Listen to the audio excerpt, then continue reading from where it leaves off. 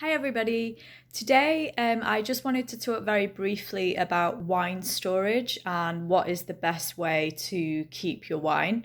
Um, I appreciate it can be a bit daunting because some people are going to think, well, I'm not a wine collector and I don't have a cellar, so this isn't really relevant to me. But it doesn't matter if you're not a wine collector and you don't have a cellar. I can tell you just the basics of what you need to know, regardless of how much wine you have and whether you have a cellar or not.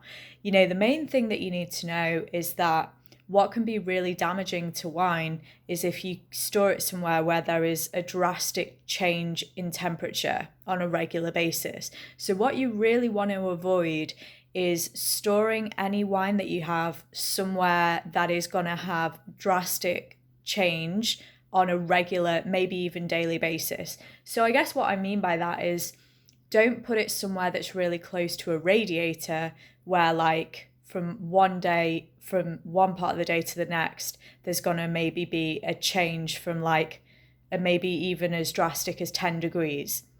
So try and avoid putting it somewhere where it's going to be susceptible to temperature change. And another thing that's really important is try and avoid putting your wine somewhere that's going to be in direct sunlight, because that can also damage your wine. You want to avoid direct sunlight, and you want to avoid putting the wine somewhere really close to an electric source of light as well, which can also project heat. So if you have any of those lovely LED lights that some kitchens come fitted with that go under the cabinets, try not to put your bottles there. If you've got like a bottle rack, don't put it near the LED light, because those LED lights tend to heat up quite a lot. So that can damage the wine. So really the key message is just put it somewhere where the temperature's stable.